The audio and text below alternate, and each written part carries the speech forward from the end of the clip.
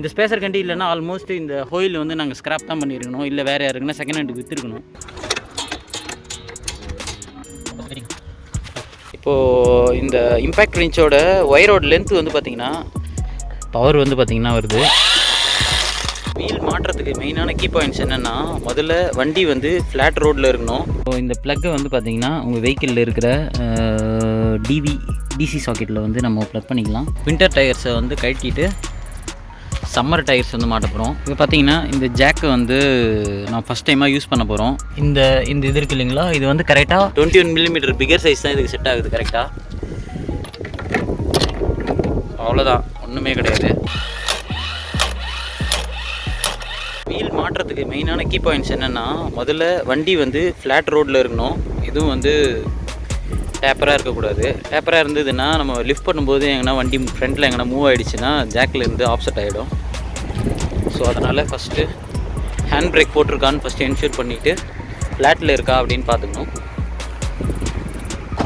முடிஞ்சால் நீங்கள் கல் கட்டுறதா இருந்தால் கூட கல் கட்டிக்கலாம். இப்போது இந்த இம்பேக்ட் ரிஞ்சோட ஒயரோட லென்த்து வந்து பார்த்திங்கன்னா கிட்டத்தட்ட பாருங்கள், அங்கே நிற்கிறார் ஒருத்தர், அது வரையும் இருக்குது.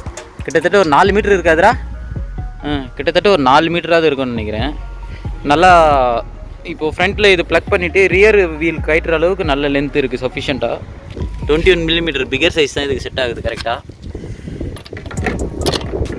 அவ்வளோதான், ஒன்றுமே கிடையாது. ஸோ இந்த ப்ளக்கை வந்து பார்த்திங்கன்னா உங்கள் வெஹிக்கிளில் இருக்கிற டிசி சாக்கெட்டில் வந்து நம்ம ப்ளக் பண்ணிக்கலாம். இந்த காரில் வந்து பார்த்திங்கன்னா இந்த இடத்துல இருக்குது, இங்கே சொல்லிக்கிறேன். இப்போது இதுலேருந்து தான் நம்மளுக்கு பவர் அவுட்புட் வரும். நம்ம டிசி சாக்கெட்டில் சொருகிருக்கோம், பவர் வந்து பார்த்திங்கன்னா வருது.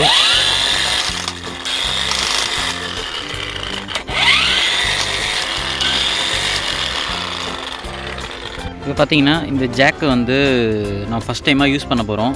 என்ன பண்ண போகிறோன்னா, இங்கே இருக்கிற வின்டர் டயர்ஸை வந்து கழட்டிட்டு சம்மர் டயர்ஸ் வந்து மாட்ட போகிறோம். ரொம்ப சிம்பிளான ப்ராசஸ் தான், குயிக்காக பார்த்துடலாம் வாங்க. ஸோ மெயின் என்னென்னா, இந்த இது இருக்குது இல்லைங்களா, இது வந்து கரெக்டாக இந்த இடத்துல பொசிஷன் பண்ணணும்.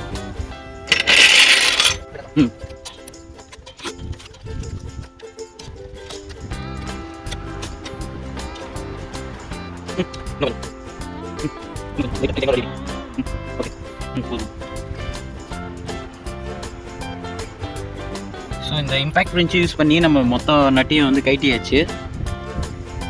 நாங்கள் 2 மரம் விட்டு வச்சுருந்தோம், ஏன்னா காரை வந்து லிஃப்ட் பண்ணதுக்கப்புறம் கைட்டிக்கலாம் அப்படின்னு சொல்லிட்டு 2 மரம் விட்டு வச்சுருந்தோம். ஸோ அது வந்து கையிலேயே நம்ம கைட்டிக்கலாம்.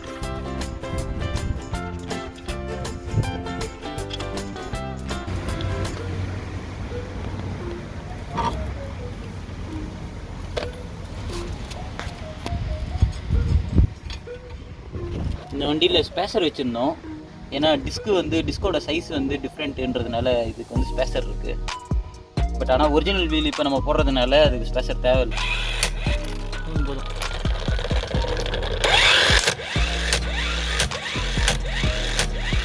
ஸோ இம்பேக்ட் ரிஞ்ச் வந்து பார்த்திங்கன்னா அதுவே வந்து டைட் பண்ணுது. பட் ஆனால் டார்க்கோட ரேஞ்ச் எவ்வளோன்னு தெரியாததுனால இப்போ நாங்கள் வந்து கையில் ஒரு முறை வந்து டைட் பண்ணிக்கிறோம்.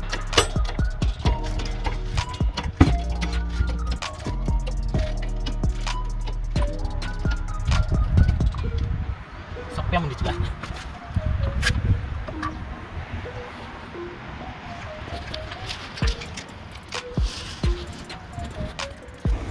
ஸோ இந்த மிஷின் இல்லாத டைம்லாம் பார்த்திங்கன்னா நாங்கள் கையில் போட்டு கைட்டிகிட்டு இருப்போம். கிட்டத்தட்ட ஒரு வீல் கைட்டி மாட்டுறதுக்கும் ஒரு 15 நிமிஷமாவது ஆகுதுரா, மேலே ஆகும்ல, கிட்டத்தட்ட ஒரு 15 நிமிஷமாவது ஆகும் ஒரு வீல் கைட்டி மாட்டுறதுக்கு. ஸோ இப்போது இந்த மிஷின் இருக்கவே எங்களோட வேலை ரொம்ப சுலபமாக இருக்குது. இதுக்குன்னு ஸ்பெசிஃபிக்காக பவர் எதுவும் நாங்கள் கான்சென்ட்டில் எடுத்துன்னு வந்து கொடுக்கணுன்னு அவசியமும் கிடையாது, கார்லேருந்து எடுத்துக்கலான்றதுனால ரொம்ப வசதியாக இருக்குது எங்களுக்கு. இப்போது இந்த வீலை தூக்கும்போது என்ன பண்ணோன்னா,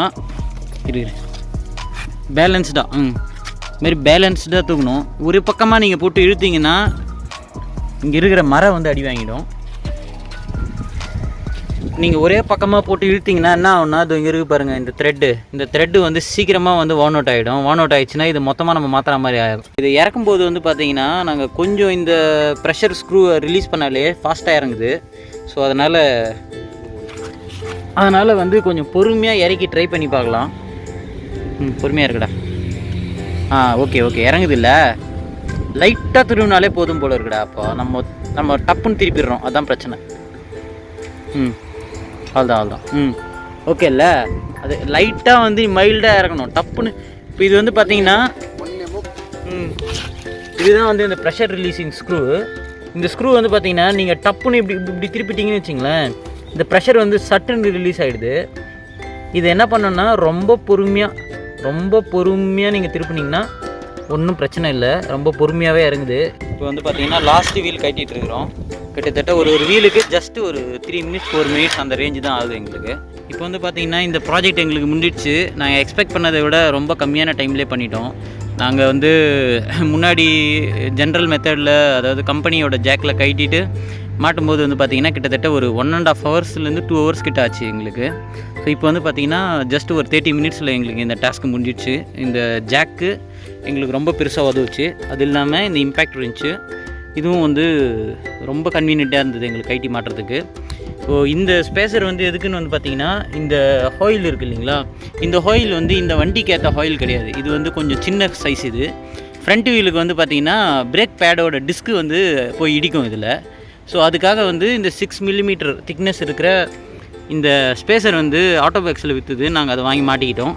ஸோ நீங்களும் வந்து ஒரு வேளை இந்த வீடியோ பார்த்துட்ருக்கிறவங்க தப்பான ஹாயில் ஏன்னா வாங்கியிருந்தீங்கன்னா ஒன்றும் பிரச்சனை கிடையாது.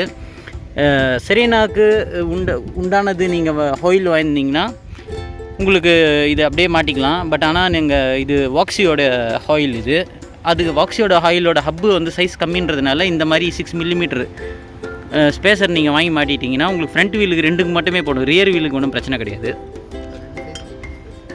ஸ்பேசரும் வந்து பார்த்திங்கன்னா 2 டிஃப்ரெண்ட் டைப்பில் இருக்குது. உங்களுக்கு என்ன சைஸ் வேணுமோ, எவ்வளோ மில்லிமீட்டர் திக்னஸ் வேணுமோ நீங்கள் அதை இன்க்ரீஸ் பண்ணிக்கலாம். நாங்களும் இது வாங்கி மாட்டும்போது பயந்துட்டு இருந்தோம், மேபி இது உடஞ்சிருமா, ஏன்னா ஹை ஸ்பீடில் போகும்போது எதனா ஆகிடுமா அப்படின்லாம் பயந்துட்டு இருந்தோம். ஒன்றுமே பிரச்சனை இல்லை. ஃப்ரெண்டும் வந்து எல்லா ஸ்னோஸ் பிளேஸ்க்கெலாம் போயிட்டு வந்தால் போல் ரொம்ப எங்களுக்கு கன்வீனியண்ட்டாக இருந்தது இந்த ஸ்பேசர் கண்டி. இல்லைன்னா ஆல்மோஸ்ட் இந்த ஹோயில் வந்து நாங்கள் ஸ்க்ராப் தான் பண்ணியிருக்கணும், இல்லை வேறு யாருக்குன்னா செகண்ட் ஹேண்டுக்கு விற்றுருக்கணும். ஸோ எங்களுக்கு ரொம்ப ஹெல்ப்ஃபுல்லாக இருந்தது. ஸோ ஓகே, இந்த ப்ராஜெக்ட் வந்து பார்த்திங்கன்னா முடிஞ்சிடுச்சு. நாங்கள் எக்ஸ்பெக்ட் பண்ணதை விட ரொம்ப கம்மியான டைமில் முடிச்சிட்டோம். ஓகே வியூவர்ஸ், இந்த வீடியோ உங்களுக்கு ஹெல்ப்ஃபுல்லாக இருக்கும்னு நினைக்கிறோம். நீங்கள் வந்து இந்த ப்ராடக்ட் எல்லாமே நாங்கள் அமேசான்லேயே வாங்கினோம். அமேசானில் இல்லை, நான் வந்து யாஹூ ஷாப்பிங்கில் வாங்கினேன். ஆனால் அமேசான்லேயும் இந்த ப்ராடக்ட்ஸ் விற்குது. நீங்கள் எந்த கண்ட்ரியில் இருந்தாலும் சரி இந்த ப்ராடக்ட் 2மே நீங்கள் வாங்கிக்கலாம். வாங்கிக்கிட்டு நீங்களே வந்து டைம் இருக்கும்போது மாற்றிக்கலாம். உங்களுக்கும் கொஞ்சம் ஒரு என்டர்டெயின்மெண்ட்டாக ஒரு 1/2 hour வந்து ஸ்பெண்ட் பண்ண மாதிரியும் இருக்கும்.